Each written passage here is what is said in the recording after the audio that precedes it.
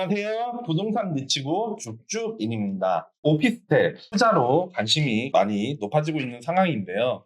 오피스텔을 투자해서 임대 수익을 받을 수 있으며 또 가치가 상승해서 시세 차익을 누릴 수 있다는 그런 기대감을 가지고서 투자를 하시는 분들이 많으신 걸로 알고 있어요. 그래서 오피스텔에 대해서 오늘 좀 준비를 해봤고요. 아파트와 오피스텔의 차이, 그리고 오피스텔을 투자할 때 주의 사항 등에 대해서 준비를 했습니다. 바로 넘어가서 확인을 해보시죠. 요즘 아파트와 관련돼서는 규제 정책이 굉장히 강화되었기 때문에 수익에 대한 부분이 많이 절감이 되었고, 그러다 보니까 부동산 투자를 목적으로 하시는 분들은 비단 아파트뿐만 아니고 다양하게 레지던스라던가 지식산업센터 그리고 오피스텔의 투자에 대한 관심도가 매우 높아진 것으로 알고 있습니다. 아파트 같은 경우에는 우리나라 경우에는 이제 종합 아파트가 처음으로 해방 이후에 지어진 것으로 기록되고 있고요. 90년대 이후 아파트 단지는 독립된 생활권과 상권을 이제 발달시켰기 때문에 그들만의 왕국을 좀 형성을 하면서 보다 한국인한테는 아파트에 대한 수요 니즈가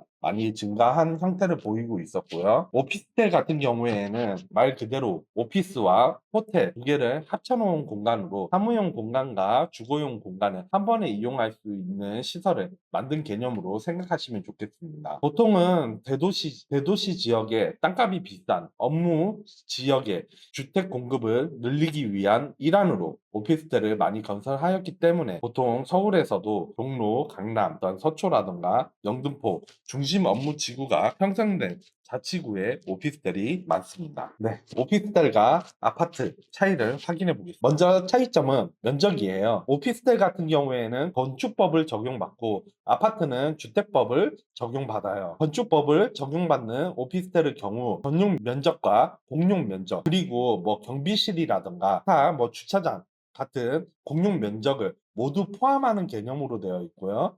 그리고 아파트 같은 경우에는 전용 면적과 공용 면적을 분양 계약 면적으로 해요. 그러다 보니까 아무래도 오피스텔이 기타 공용 면적을 포함하는 개념이 있어가지고 면적이 좀 더 커 보이기는 하지만 실제로는 전용부 같은 경우에는 아파트보다는 면적이 매우 작은 게 현실입니다. 보통 오피스텔은 34평 기준이 아파트의 25평 기준이라고 생각하시면 좋겠네요. 다음으로는 청약 관련해서 말씀을 드리면 오피스텔은 청약 통장이 필수 요소가 아니에요. 그러다 보니까 청약 통장에 꼭 가입되어 있을 필요가 없고요. 주택 소유 여부에 관계없이 만 19세 이상이면 누구나 청약이 가능한 그런 메리트가 있습니다. 다음으로는 분양권 전매 제한인데요. 분양권 전매 제한에 있어서도 오피스텔 같은 경우에는 비규제 지역에서는 전매가 마음대로 가능해요. 아파트는 우선 규제 지역 같은 경우나 비규제 지역 같은 경우에도 요즘에는 입주시까지 전매 제한을 걸어 놓는 경우가 좀 다반사죠. 특히나 오피스텔 같은 경우에는 투기 가열 지구 내에서도 100세대 미만의 오피스텔 같은 경우에는 전매가 가능한 장점이 있습니다. 차이점 세 번째로는 취득세, 세금 문제예요. 아파트와 오피스텔은 기준법이 다르기 때문에 취득할 때 부과되는 세금도 차이가 있어요. 아파트는 1주택, 무주택에서 1주택을 취득을 할 때 1.1%잖아요. 근데 오피스텔은 건축법에 따라서 4.6%의 취득세를 부과를 해요. 근데 여러분, 여기에서 취득세가 우선 오피스텔이 더 높아 보이지만 요즘 규제 때문에 4주택 같은 경우에는 총 12%의 취득세를 내죠. 이런 현실이기 때문에 오피스텔의 취득세가 오히려 더 낮아 보이는 효과가 있어요. 그렇기 때문에 오피스텔을 투자하는 것에 대해서 더욱더 이점이 많다라고 생각하시는 분들이 늘어나고 있습니다. 네, 그러면 오피스텔 투자의 주의사항에 대해서 말씀을 드릴게요. 오피스텔은 기본적으로 임대 수익을 목적으로 하는 상품이라고 생각을 하시면 좋겠어요. 그러다 보니까 공실이 생기면 굉장히 위험하죠. 공실을 잘 관리하면 큰 장점인데 시세보다 저렴하게 소액으로 매매를 했다고 하더라도 공실이 생긴다면 수익이 발생을 하지 않다 보니까 오히려 수익성이 떨어지거든요. 근데 오피스텔은 보통은 용적률을 최대한 활용해서 건설한 만큼 노후화될수록 재건축을 또 진행할 수 없어서 연식이 오래되면 오래될수록 수익성이 또 떨어지기 때문에 점진적으로 봤을 때 내가 수익성이 떨어질 수 있다고 감안을 하고 투자를 하셔야 돼요. 그렇기 때문에 입지 조건이 제일 먼저 봐야 하는 것이 이제 역세권인지 아니면 주변 인프라는 잘 갖춰져 있는지 이런 것들을 종합적으로 확인을 해봐야 되고요. 그리고 오피스텔을 선택을 할 때에도 임대 수익이 목적인지 장기적으로는 시세 차익을 노릴 수 있을지 미리 고민해서 결정을 해야 돼요. 오피스텔 같은 경우에도 시세 차익이 나는 곳들은 분명히 있어요. 근데 이 오피스텔의 시세 차익이 나는 것 중에 뭐 대표적인 게 여의도 같은 경우에는 고급 오피스텔이라 그래서 오피스텔이긴 오피스텔인데 면적이 큰 오피스텔들이 있어요.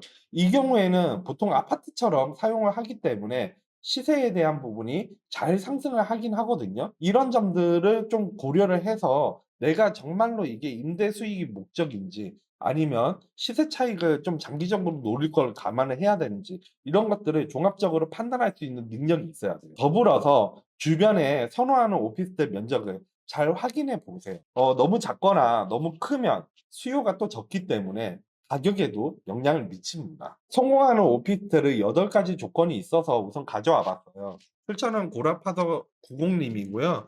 역세권인데 뭐 신축이고 브랜드는 1군이어야 되죠. 또 대단지 500세대 이상이어야 된대요. 교통 호재도 있어야 되고 또 투룸 이상이어야 돼요. 인근 아파트 대비해서 장점까지 있어야 된다. 거기에다가 소유자 중심의 관리단 구성까지 필요하다고 하네요. 이 정도 수준이면 거의 아파트를 투자하는 거하고 비슷해 보이죠. 네, 맞습니다. 그런 것처럼 이건 좀 시세 차익의 목적을 비중을 뒀을 때의 기준이기 때문에요. 아무래도 내가 오피스텔 투자를 할 때 잘 참고를 하셨으면 좋겠어요. 참고로 이런 조건이면 오피스텔이 비싸겠죠. 그러다 보면 소액 투자를 하는 데 있어서 우선은 이런 곳을 들어가기 어려울 수도 있기 때문에 이런 점까지도 고려가 필요하실 것 같습니다.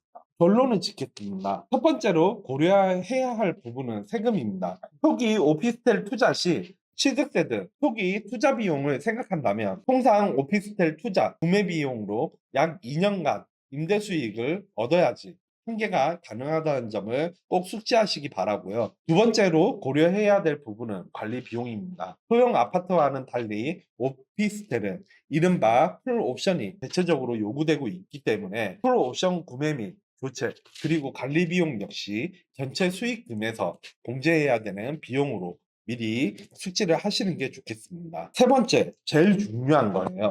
대출 그리고 매도 차익이에요. 많은 분들이 이 부분에 대해서는 관가를 해요. 하지만 정말 반드시 고려해야 될 사항입니다. 일반적으로 동일 가격, 평형, 연식 기준으로 볼 때 오피스텔은 소형 아파트에 비해서 대출 비율이 낮아요. 대출이 적으면 실투자금이 많이 발생하죠. 실투자금이 많으면 저금리 시대에서 수익률 하락 위험이 있어요. 오피스텔은 보통 역세권이나 상업 지역에 지어진다고 아까 말씀드렸어요. 상업 지역이다 보니까 용적률이 주거 지역에 비해서는 대체로 높아요. 그러다 보니까 주거 지역에 비해서 토지 가치가 보통 높습니다. 시행사가 비싼 토지를 매입을 해서 수익을 얻기 위해서는 상대적으로 표시가 나지 않는 토지와 건물보다는 쉽게 지갑을 열 수 있는 내부 구조와 인테리어 그리고 풀 옵션 등에서 신경을 많이 씁니다. 이제 수요자는 대지권이 몇 평인지보다는 내부 구조가 효율적이고 인테리어 및 옵션이 잘 구비되어 있는지 여부를 기준으로 하기 때문에 수요자를 유혹하는 보이는 곳에만 치장을 하다 보니까 거품이 발생할 수밖에 없어요. 치장 비용을 분양가에 모두 포함시켜서 중도금 등을 통해서 초기 대출 한도 및 이자 조건을 좋게 함으로써 완전히 포장을 하죠. 그러다 보니까 부동산 투자 고수 중에서는 오피스텔을 분양받는 경우가 매우 극소수입니다. 대부분 불인이라던가 은퇴자들이 투자를 해요. 네. 그러다 보니까 이 치장이 잘 되어 있는 오피스텔은 분양 및 입주 그리고 임대는 잘 되지만 문제는 시간에 비례할수록 수익률이 저하되기 시작을 합니다. 네, 오피스텔 공급량이 특히나 예측이 불가해요. 수익성이 좋은 오피스텔이 주변에 있다고 소문이 나면 그 인근의 오피스텔 공급은 매우 빠른 속도로 진행이 됩니다. 소형 아파트와는 달리 공급량과 공급 속도를 오피스텔은 예측하기가 매우 어렵고요. 공급되는 기간이 아파트에 비해서 매우 짧아요. 보통 오피스텔을 공사하는데 1년이면 충분하거든요. 그렇기 때문에 투자자 입장에서는 적절한 매수 타이밍이나 매도 타이밍을 또 잡기가